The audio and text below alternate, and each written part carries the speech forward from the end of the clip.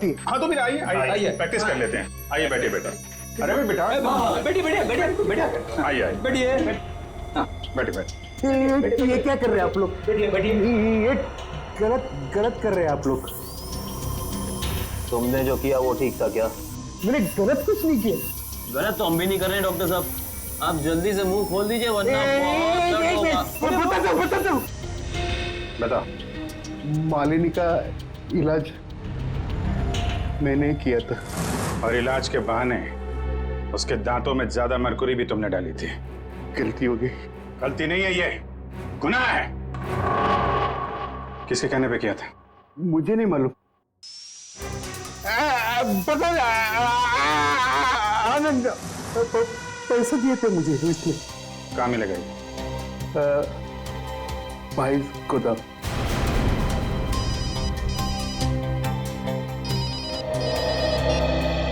हाँ डॉक्टर सालुंके।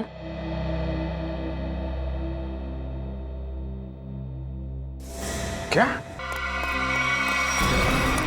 आनंद रुक जाओ। आनंद गोली चल जाएगी। आनंद रुको। आनंद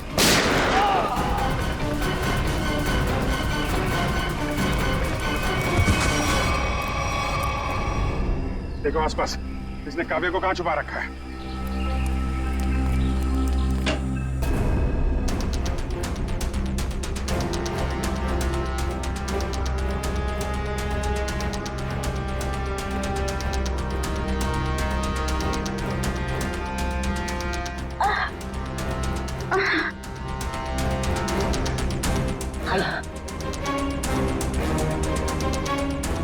चलिए।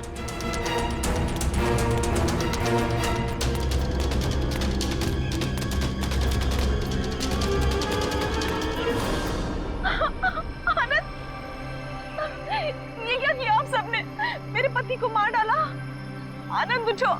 सर, इनके प्यार को तो देखकर ऐसा लगता है कि अगर इन्हें ऑप्शन दिया जाए कि ये मर जाए और इनका हस्बैंड जिंदा हो जाए तो वो ऑप्शन जरूर ले लेंगी।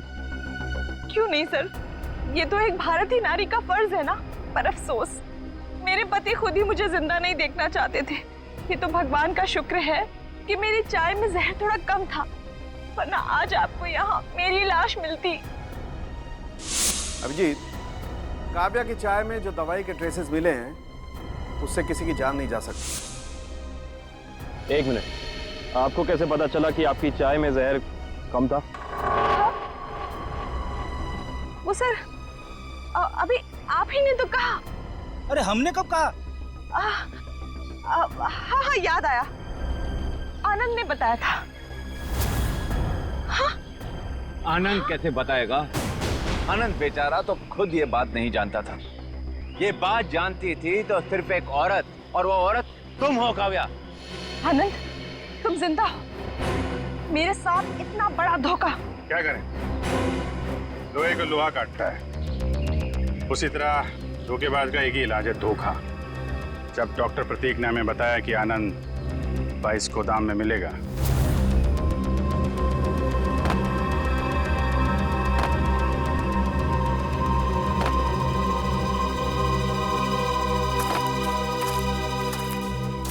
तो हमने यहाँ पहुंचकर देखा कि वो बेचारा बंधा पड़ा है। उसके हाथ पांव खोले तो उसने अपनी आप बीती सुनाई।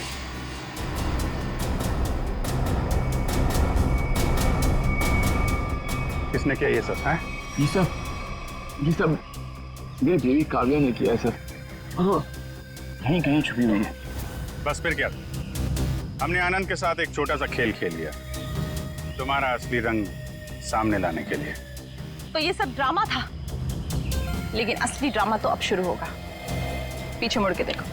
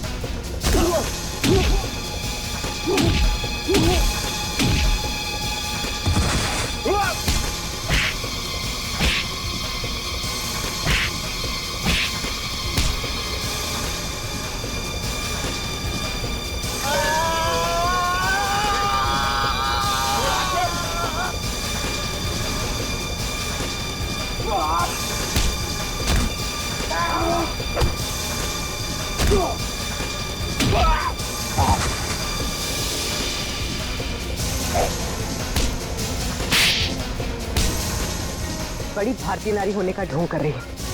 तुम जैसी नहीं होती भारतीय नारी।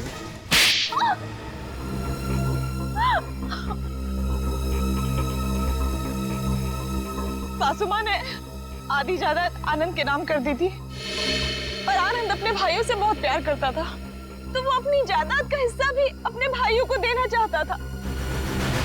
और ये बात आपको बहुत खटकती थी, क्यों?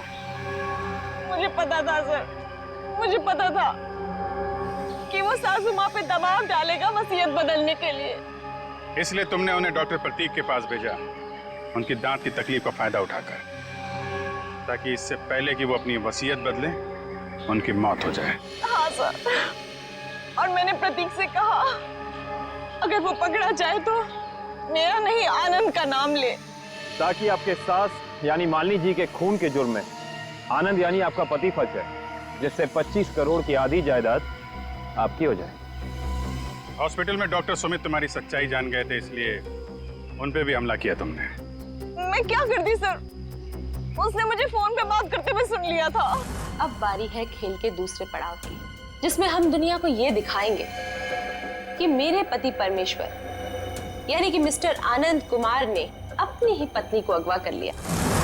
तो डॉक्टर सुमित को कोमा में पहुंचा दिया, अपने पति की किडनैपिंग की और मालिनी जी का खून कर दिया। दौलत की भूख मिटाने के लिए इतने सारे जुर्म किए तुमने, लेकिन सजा सिर्फ एक ही मिलेगी, फांसी।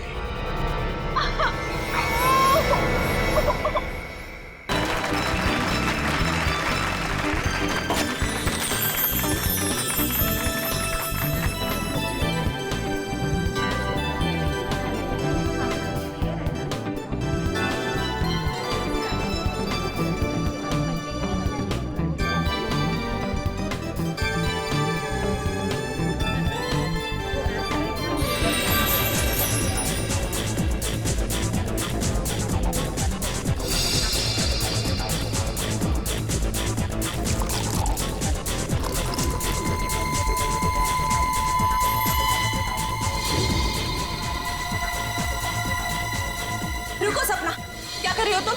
कुछ नहीं, सासू माँ को जूस दे रही हूँ। जूस दे रही हो या जहर दे रही हो? बेटा ये तुम कैसी बातें कर रही हो? मम्मी जी आप इसी से पूछिए, इसने अभी अभी आपके जूस में क्या मिलाया है? सपना बताओ, तुमने अभी अभी जूस में जहर मिलाया है ना? मैंने इनके जूस में दवाई मिलाई है ब्लड प्रेशर की। लो, फिर से हमारा फैमिली ड्रामा शुरू हो गया। अच्छा, ब्लड प्रेशर की दवाई, तो फिर पी के दिखाओ इस जूस को। मैं क्यों पीऊं? भाभी आप ये कैसी बात कर रही हैं? आप हमेशा सपना के पीछे हाथ मैं क्यों पड़ी रहती हैं? प्लीज एक सेकंड। सपना, क्या तुम्हें मम्मी जी ने कहा था जूस में दवाई मिलाने को? नहीं। तो फिर क्यों मिलाई जूस में दवाई? एक मिनट मैं 2 मिनट का बाथरूम चला गया, आप लोगों ने वर्ल्ड वॉर 3 शुरू कर दी। मैंने ही इससे कहा था जूस में दवाई मिलाने के लिए। सपना आज का डोज भूल गई थी, तो मैंने कहा जूस में मिला दो। मुझे बहुत खुशी होती है ये देखकर कि मेरा परिवार मेरा कितना ख्याल रखता है, कितनी फिक्र है सबको मेरी। चलो मुझे जूस दो। I am sorry ladies and gentleman, please enjoy the party. Music please louder.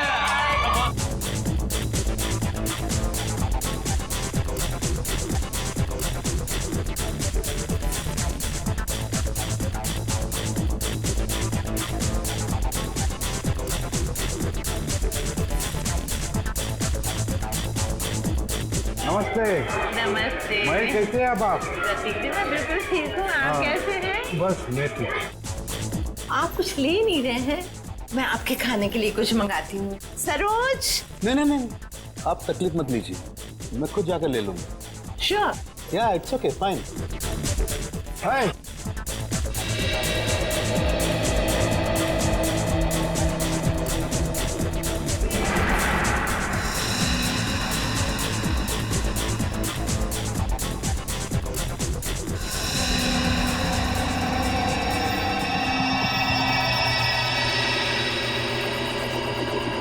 आनंद।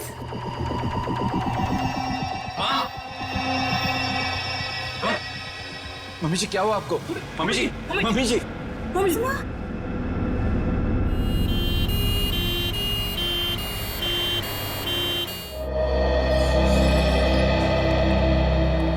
आइए सर, नमस्ते।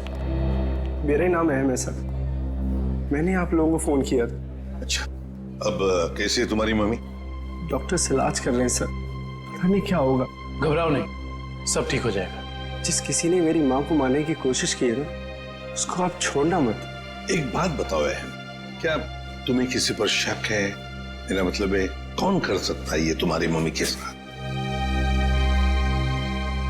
मुझे तो सभी पर शक है सर। अहम, कौन है ये लोग? CID। CID? पर किसने बुलाया इन्हें? मैंने बुलाया। क्यों? आप? जी मैं विकास, अहम का बड़ा भाई। क्योंकि आप में से किसी ने ही मम्मी की जान लेने की कोशिश की है। What nonsense? तुम अपने घर वालों पर शक कर रहे हो? आप घबरा क्यों रहे हैं भैया? कहीं आपको ये तो डर नहीं कि सपना भाभी की पोल खुल जाएगी? सर, पार्टी में मैं बताता हूँ क्या हुआ।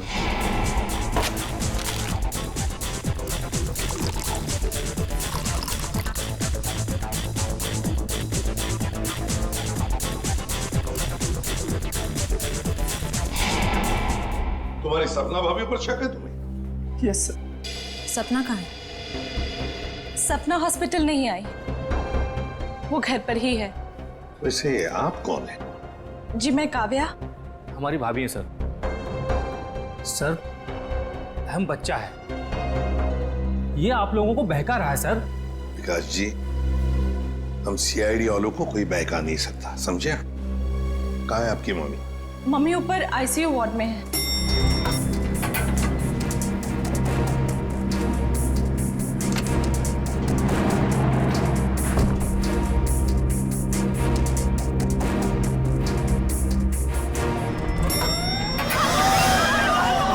ठीक है, आग लगी है लगता है। तो लोगों को बाहर निकल, जल्दी जल्दी आइए, इधर नहीं, इधर आइए प्लीज। आप लोग इधर आइए, जल्दी चलो। चलिए फ्लोर का, जल्दी आइए। नहीं नहीं, इधर से आप लोग इधर से जल्दी चलो। चलिए फ्लोर खाली है, चलिए जल्दी आइए। नहीं नहीं, आप लोग जाइए, सीढ़ियों से जाइए। संभाल के संभाल के संभाल के। जाइए।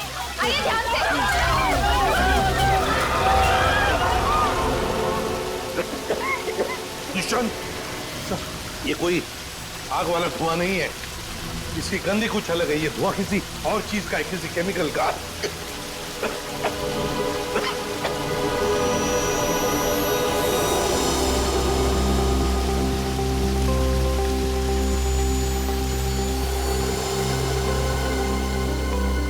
सर, हाँ?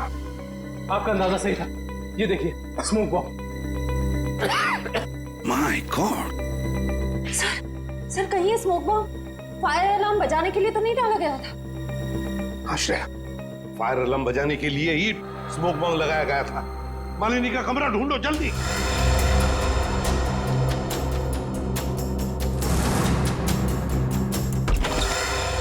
अरे, बेड तो खाली है। ये मालिनी जी कहाँ चली गई होंगे? ऐसा लगता है मालिनी जी जान खतरे में है। स्टाफ को बुलाओ हॉस्पिटल के वार्ड में से एक मरीज गायब होता है और किसे कुछ पता नहीं। वाह! हम भी क्या करते साहब, जब हॉस्पिटल में भगदड़ मची तो हम अपनी जान बचाने के लिए यहाँ से भाग गए। क्या तुम लोग जान बचाने के लिए भागे, मरीज को ऐसे ही छोड़कर? शर्म नहीं आई तुम्हें? सर, ये अचानक कैसे हुआ पता भी नहीं चला। हम मालिनी जी के परिवार वालों को बताने ही वाले थे कि उनकी मौत हो गई है। क्या? उनकी मौत हो चुकी है? जी सर, इसका मतलब किसी ने मालिनी जी की लाश को गायब किया। और सर, ये काम किसी हॉस्पिटल के बाहर वाले का नहीं हो सकता। सर, आपसे एक रिक्वेस्ट है, ये बात आप अपने तक ही रखिएगा। अगर मीडिया वालों को मालूम पड़ा तो हमारी इज्जत और हॉस्पिटल की इज्जत मिट्टी में मिल जाएगी। सर चुप रहिए, चुप रहिए प्लीज। लाश गायब हुई है हॉस्पिटल से, पर आपको अपनी और इस हॉस्पिटल की इज्जत की पड़ी है। हाँ? एक बात ध्यान से सुन लो, तुम्हारे इस हॉस्पिटल का एक एक दरवाजा, एक एक खिड़की अभी इसी वक्त बंद चाहिए। मुझे एक चिड़िया तक बाहर नहीं जानी चाहिए, समझे? जी सर। सुना तुमने? गो इमीडिएट। दुष्यंत, हॉस्पिटल का कोना कोना छान मारो। कहीं तो छुपा के रखी होगी मालिनी की लाश को, कहीं तो हाँ।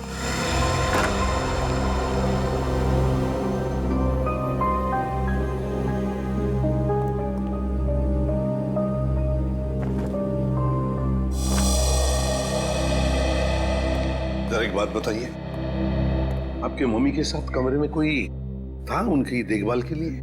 जी सर, मेरे पति आनंद वहीं पर थे। आप मम्मी के साथ थे? तो फिर ये सब हुआ कैसे?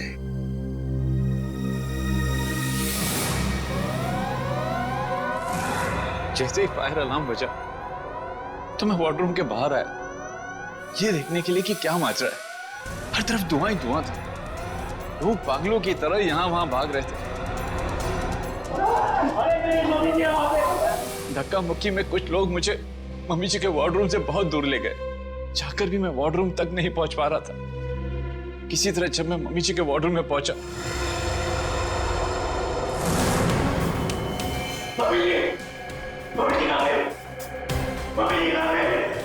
तो मम्मी जी वहां पे थी ही नहीं। सर प्लीज प्लीज मम्मी जी को ढूंढ निकाली। सर हर जगह चेक कर लिया, मालिनी जी की लाश कहीं पर भी नहीं है। और सर वॉल में भी चेक किया, लाश वहां भी नहीं। इसका मतलब है जिसने भी ये किया है वो मालिनी की लाश को हॉस्पिटल के बाहर ले जा चुका है। काम करते हैं, हॉस्पिटल की गेट पर जो सीसीटीवी कैमरा लगा हुआ है उसका फुटेज चेक करते हैं।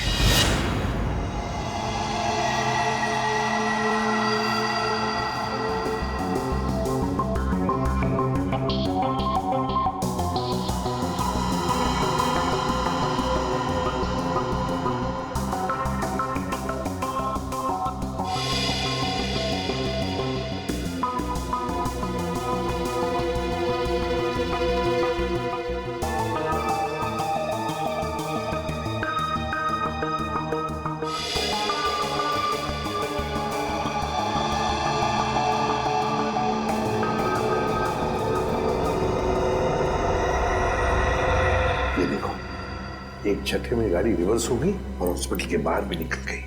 जरूर मुजरिम मालिनी को इसी गाड़ी में लेकर गया होगा। एक मिनट जरा इस फुटेज को रिवाइंड कीजिए, हमें कार का नंबर चाहिए। पॉज करो, जूम इन करो। XYZ5139। सर आप सही कह रहे हैं, ये मुजरिम मालिनी जी को इसी गाड़ी में लेके गया होगा।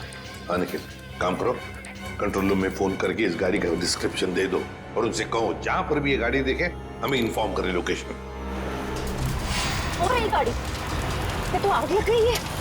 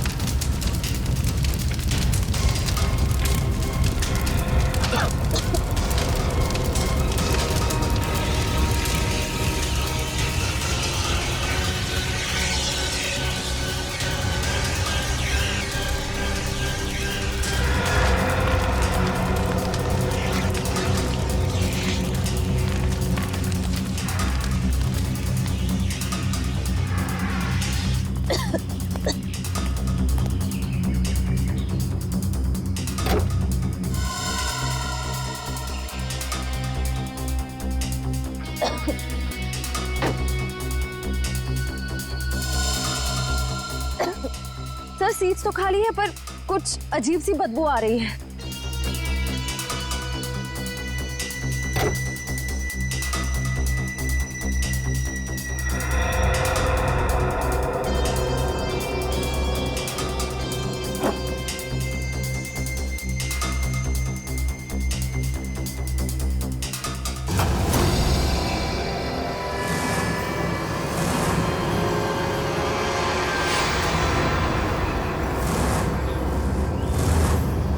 सर ये लाश तो जल चुकी है।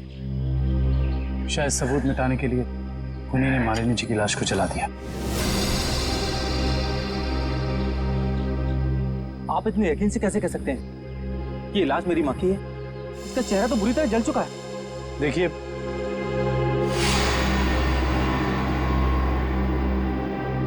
ये अंगूठी देखिए, पहचानते हो इसे?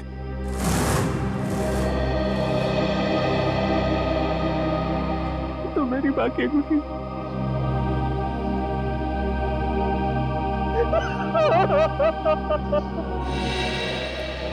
हाँ डॉक्टर साहब, कुछ नहीं ताजी? अरे क्या नहीं ताजी है? दया, लाशों से बात करना कोई आसान है क्या? और लाश भी जली हुई हो और मुश्किल हो जाती है ना। आप तो हमेशा कहते थे कि सालुंकी के लिए कोई काम मुश्किल नहीं है? वो तो नहीं दया, खूनी ये सोचता था कि लाश को जला देगा तो हमारा इन्वेस्टिगेशन शुरू होने से पहले ही अटक जाएगा, हमारी नैया बीच भंवर में अटक जाएगी। तो इस अटकी हुई नाव को बाहर निकालिए ना सर। हैं? आप कुछ ना कुछ रास्ता तो निकाल ही लेंगे आप। आपको पता है फ्रेडी आपके बारे में क्या बता रहा था? फ्रेडी क्या कह रहा था मेरे बारे में? नहीं, ऐसा कुछ खास नहीं। वो कह रहा था कि डॉक्टर सालुंकी की उम्र हो गई। अब बहुत ज्ञान है आपको। हाँ देखो दया, जो लोग मेरे संन्यास लेने के बारे में सपने देख रहे हैं ना, उन्हें जाके बोल दो अपनी नींद से जाग जाए। मैं संन्यास नहीं लेने वाला हूँ ना। मैं तो इस केस को सॉल्व करने के बाद स्विट्जरलैंड जाने वाला हूँ। कहाँ जाने वाला हूँ? स्विट्जरलैंड। एग्जैक्टली। हम भी चलेंगे आपके साथ स्विट्जरलैंड, पर पहला कदम तो उठाइए इस केस को सुलझाने की ओर। पहला कदम तो उठ चुका है भाई। अच्छा, ये देखो, ये देख लो, ये क्या? ये सर बॉडी जलने की वजह से हो गया है? जी नहीं, ये बॉडी को फिनाइल से धोने की वजह से हो गया। क्या? इस लाश को फिनाइल से धोया गया? हाँ, खूनी ने लाश को अस्पताल से गायब करने से पहले उसको फिनाइल से अच्छी तरह से धोया ताकि लाश का केमिकल कंपोजिशन ही बदल जाए। खूनी ने हर कदम इसी मकसद से रखा है ताकि हमारे रास्ते में ज्यादा से ज्यादा कठिनाइयां आ सके। इस लाश को पहले फिनाइल से धोया और फिर इसे आग लगा दिया? जी हाँ। और सबसे पहले क्या जलाए? सबसे पहले जलाए बाल, क्योंकि बालों में सबसे ज्यादा और सबसे पहले असर होता है जहर का। सर काव्या ने बताया था ना कि शायद जहर सपना ने दिया है मालिनी जी को। हाँ, इसीलिए तो जला दिए ना भैया, सबसे पहले बाल, क्योंकि जहर दिया था। मतलब ये सब सपना का ही काम है।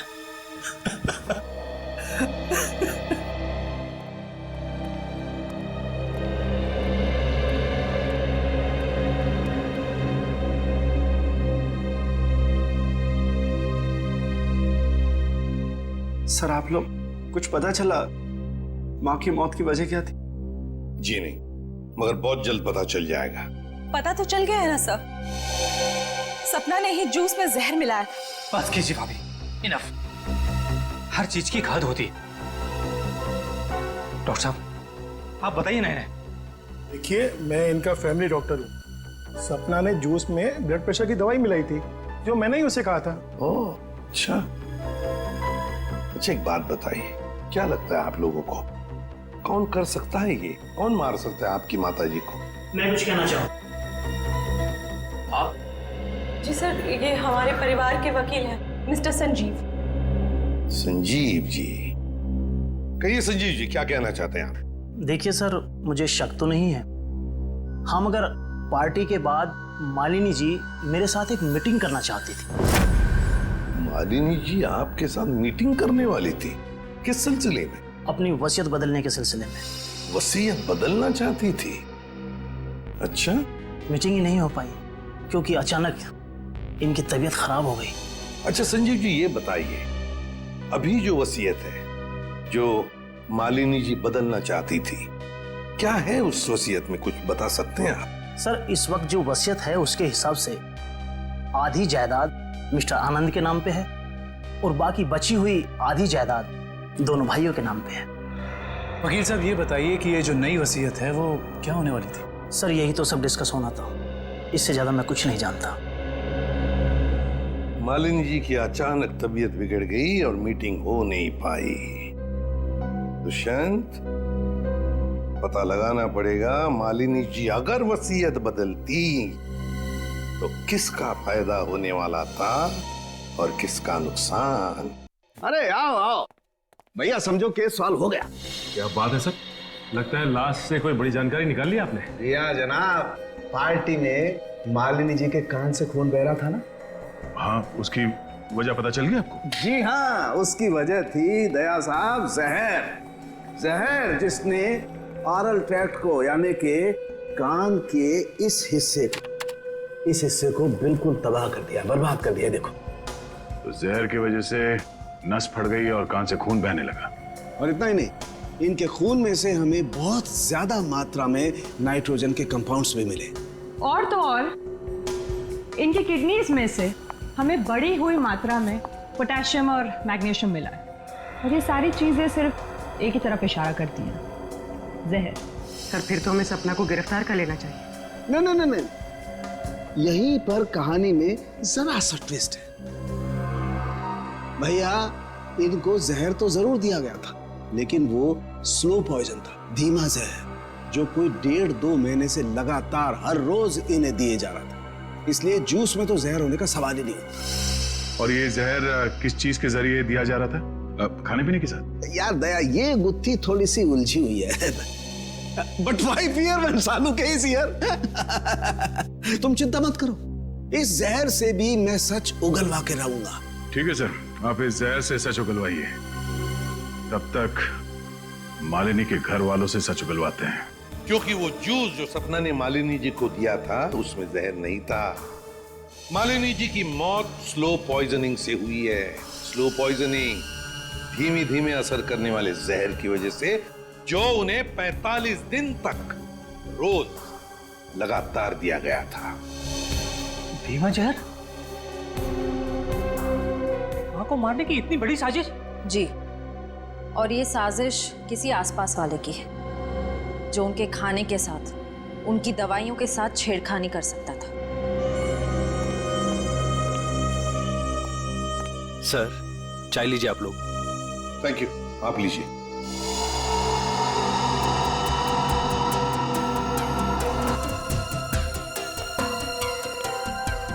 एक मिनट, मैं पी लूं।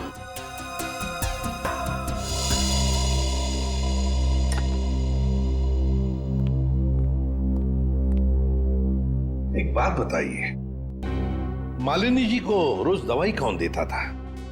सर, उन्हें दवाइयाँ सपना ही दिया करती थी। अच्छा। हाँ, मैं ही उन्हें दवाइयाँ दिया करती थी, पर कभी कभार सासू माँ अपनी दवाइयाँ खुद लिया करती थी, कभी आयुर्वेदिक की तो कभी न्यूरोपैथिक की।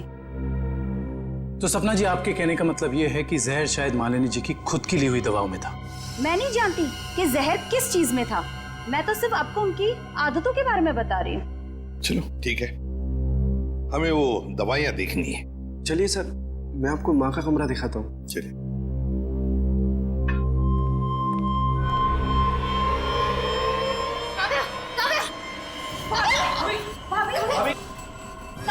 भाभी, क्या हुआ आपको? भाभी, सांस लेने में दिक्कत हो रही। सुरेश, पानी लाओ। अरे पानी लाओ। दुष्यंत, लगता है इनकी तबीयत बिगड़ती जा रही है, जल्दी से एम्बुलेंस बुला लो और हॉस्पिटल ले जाओ इसे। श्रेया, तुम भी जाओ साथ में।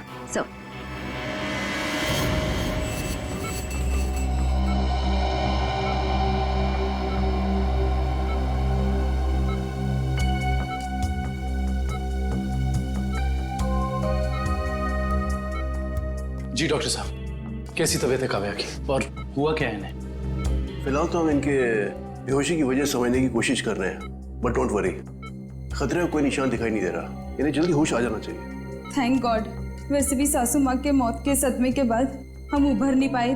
कम से कम काव्या भाभी को कुछ नहीं होना चाहिए। डॉक्टर साहब, इन्हें जैसी होश है हमें बता दीजिएगा। या श्योर। Thank you.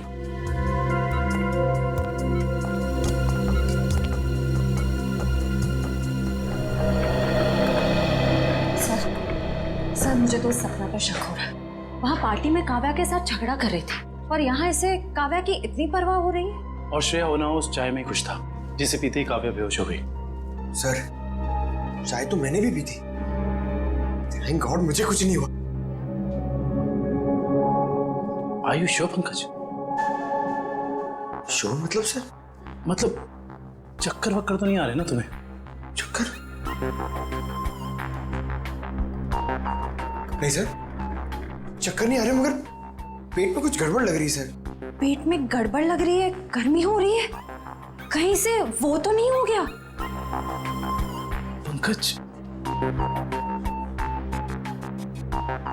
और अगर तुम्हें सीरियसली कुछ हो भी गया है तो हम हॉस्पिटल में ही है ना। अजीब बात है, ये काव्या का पति आनंद अभी तक आया नहीं। पंकज, उसका नंबर ट्राई करो।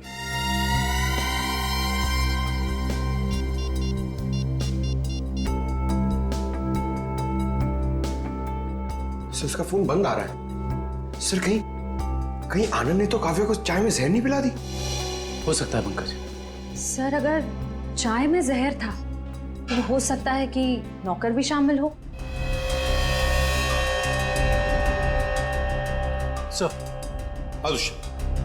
क्या कहा डॉक्टर ने, क्या हुआ काव्या को? सर डॉक्टर के मुताबिक काव्या की चाय में जहर था और पंकज रिपोर्ट से ब्यूरो भी है। काव्या की चाय में जहर था? सुरेश,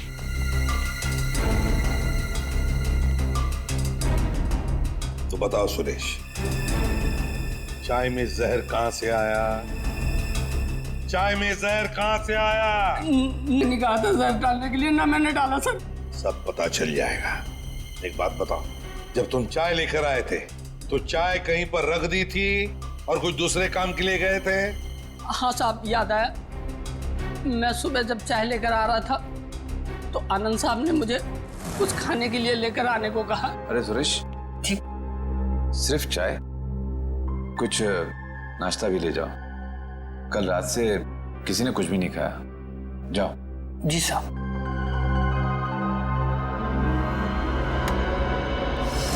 आनंद कहाँ है?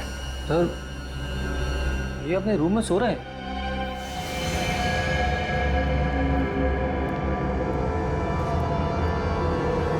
कहाँ है आनंद? आनंद तो है ही नहीं कमरे में। पता नहीं सर, अभी तो भैया यहीं सो रहे थे। फोन करके बुलाओ।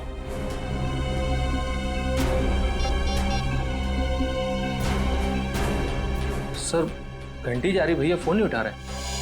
घंटी बज रही है पर भैया फोन नहीं उठा रहे हैं। सर जब सुरेश चाय लेके आया था सर बिस्किट तो था ही नहीं।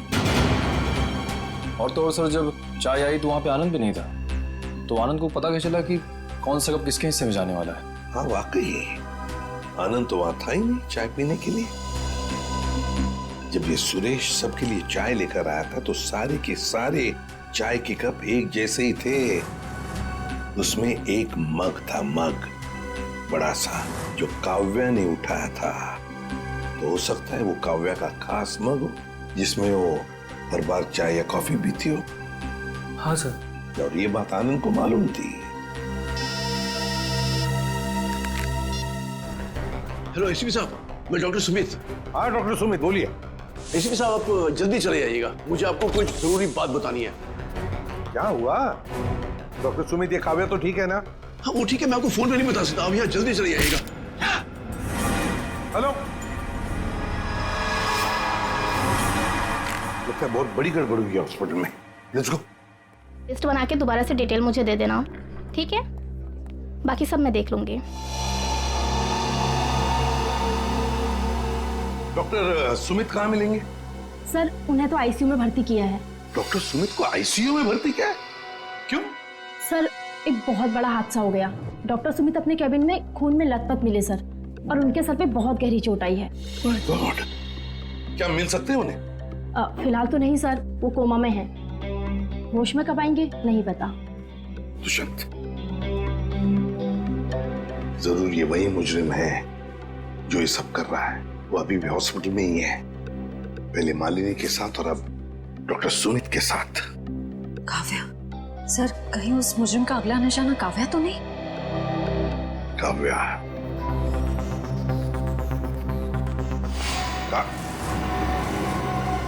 काव्या कहाँ चली गई सर?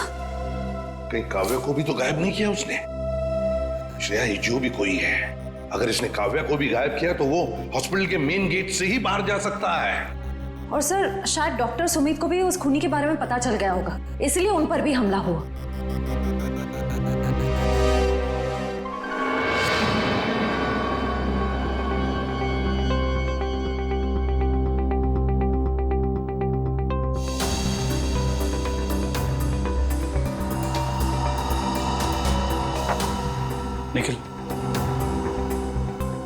तो शायद डॉक्टर सुमित यहाँ फोन पर बात कर रहे थे और फिर पीछे से कोई आया और जोर से उनके सर पर वार किया और वो यहाँ नीचे गिर गए। हाँ साहब, डॉक्टर साहब के सिर के पीछे चोट आई है। अच्छा, हादसे के बाद डॉक्टर सुमित के केबिन में कितने लोग आए थे? सब 4-5 जन आए थे उनको आईसीयू में ले जाने के लिए। सर, आनंद का अभी तक कुछ पता नहीं चला है। कहीं इस सब के पीछे उसी का हाथ तो नहीं? ये आनंद ही कुछ गड़बड़ है, कुछ न कुछ तो गड़बड़ जरूर है इस आनंद में। आइए सपना जी, आइए। कहाँ गई थी आप? वो मैं काव्या की रिपोर्ट्स लेने गई थी गैस्ट्रोलॉजिस्ट डिपार्टमेंट के पास। क्या हुआ? वहां से एक रिपोर्ट लाने में इतना वक्त? लाइन बहुत लंबी थी, मगर क्यों? क्या बात है? काव्या कहाँ है? काव्या गायब है, समझिए आप? क्या? सर ये ब्लड सैंपल्स तो ले लिए, लेकिन सर क्योंकि बाकी लोग डॉक्टर साहब के कैबिन के अंदर चले गए थे, इसलिए सारे जरूरी सबूत मिट गए। और यहाँ पे काव्या गायब है ना दुष्यंत? ये किसी एक आदमी का काम नहीं, ये जो भी कर रहा है ना उसका कोई साथी है। एक इनके परिवार में से कोई, और दूसरा इस हॉस्पिटल में।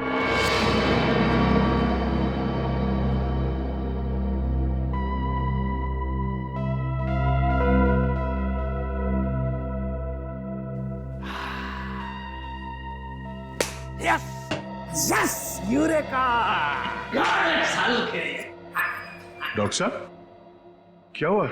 ये फॉरेंसिक लैब में जश्न का माहौल? अरे हाँ भैया, जश्न का माहौल तो हो गई।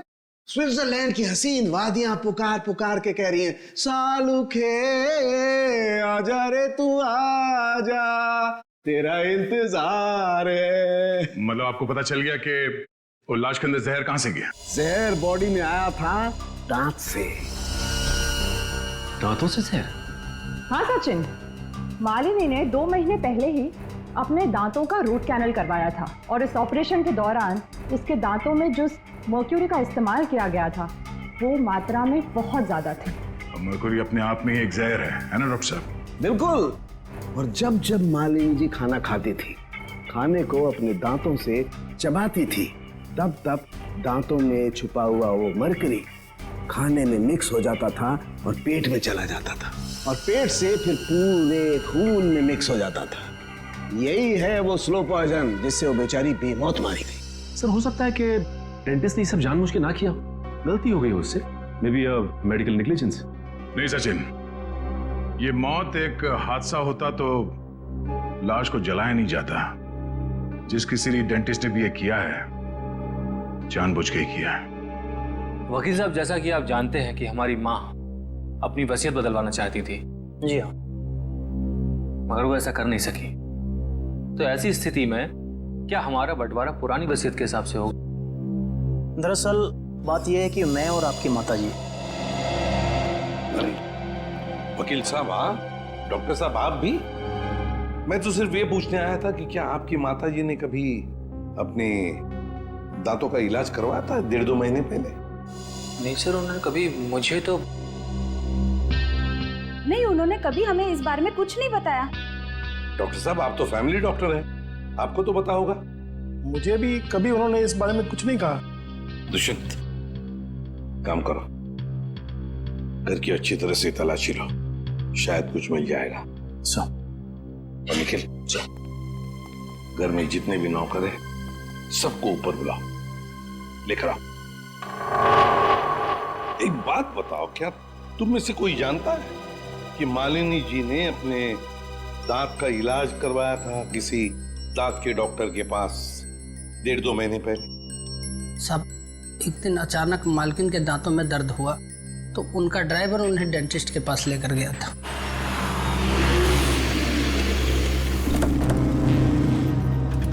सर, यहीं पे छोड़ा था हमने उन्हें। उसके बाद किधर गई वो तो मालूम नहीं मुझे। ठीक है, आसपास जितने भी डेंटिस्ट है ना, सब चेक कर लेते हैं। तुम लोग उधर देखो।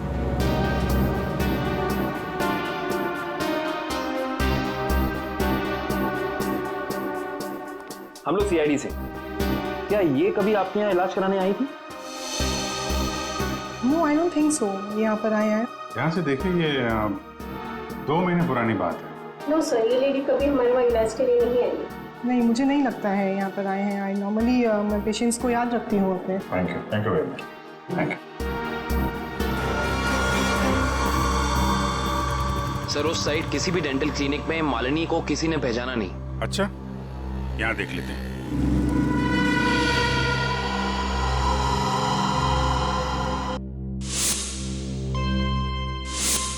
सीआईडी वाले आ गए। तुम्हें मालूम है ना तुम्हें क्या करना चाहिए?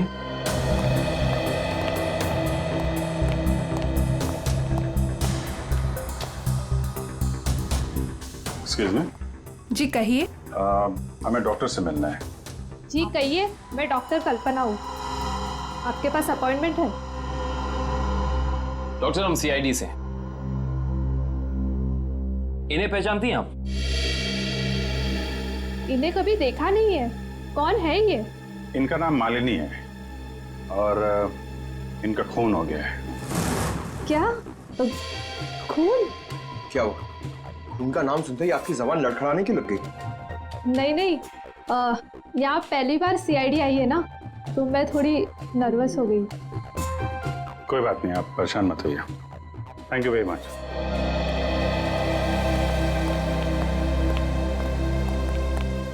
अरे सर, आप लोग अभी तो आए, इतनी जल्दी जा रहे हैं? डॉक्टर प्रतीक ने ठीक से इलाज नहीं किया क्या? डॉक्टर प्रतीक? यहाँ तो कोई लेडी डॉक्टर है ना? No no, no lady, no lady, only gents, only gents, doctor Pratik. अच्छा अच्छा।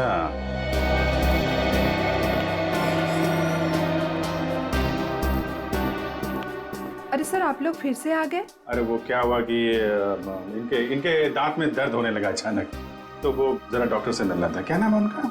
डॉक्टर कल्पना। हाँ जी, एक मिनट। हेलो।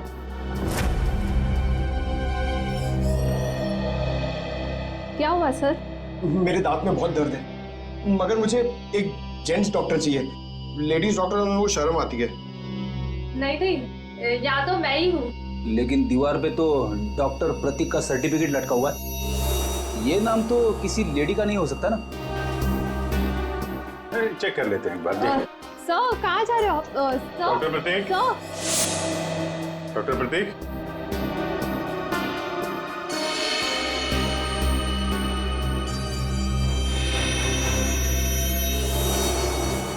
अरे डॉक्टर साहब, क्या कर रहे हैं? आप चले जाइए यहाँ से। डॉक्टर साहब, कुछ गिर गया क्या यहाँ पे आपका? मैंने कुछ नहीं किया है। आइए आइए, बाहर आइए। आइए।